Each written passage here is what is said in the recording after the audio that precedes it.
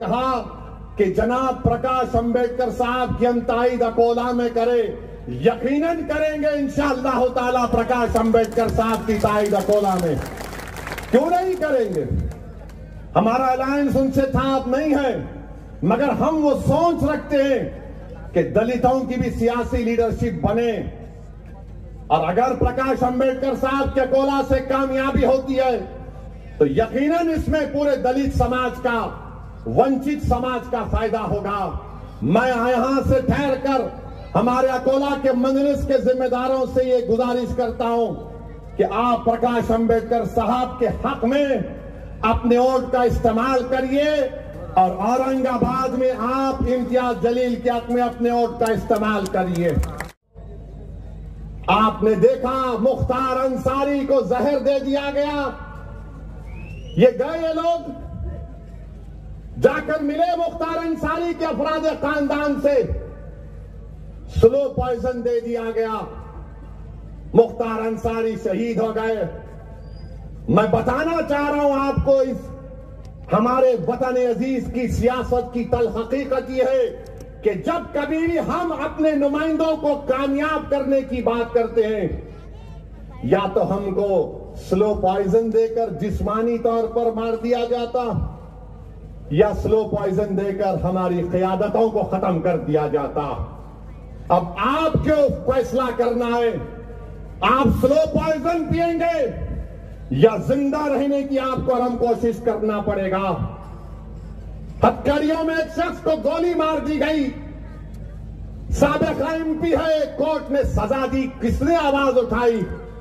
कोई नहीं, सन्नाटा है, डरते हैं, कोई नहीं बोलने वाला है।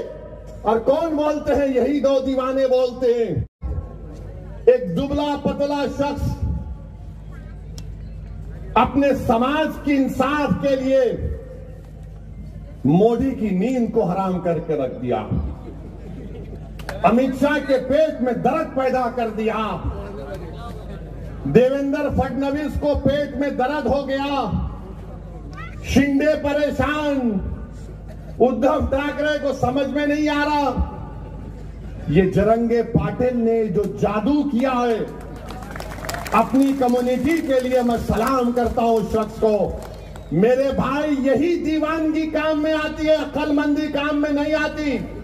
मैं तो उम्मीद कर रहा था कि जरंगे पाटिल साहब एक सियासी पार्टी बनाएंगे, और जब तक सियासी पार्टी नहीं बनाएंगे इंसाफ नहीं होगा। याद रखो, इलेक्शन लड़ो, वोट हासिल करो, लीडरशिप बनाओ, तब इनको मालूम होगा कि क्या होता है गरीबों से नाइंसाफी करने का। यही चीज मजलिस बरसों से करती आ रही है। अगर किसी एक शायर ने क्या खूब कहा था कि हम ना बाज आएंगे मोहब्बत से, जान जाएगी और क्या होगा। अरे कम से कम जब चले जाएंगे तुम्हारे कंधों पर इसी औरंगाबाद की किसी जमीन में, तो कोई ये तो नहीं कहेगा कि असदुद्दीन ओवैसी बुज़दिल था, कोई ये तो नहीं कहेगा कि असदुद्दीन ओवैसी हमारे लिए लड़ने और मरने वाला नहीं था, कोई ये तो नहीं कहेगा कि असदुद्दीन ओवैसी ने हमारे जज्बात का सौदा किया। बल्कि मुझे यकीन है कि आप में जो दिलदार होंगे, अहले दिल होंगे, बोलेंगे कि हाँ, मर्द का बच्चा था, डरता नहीं था किसी माई का लाल से।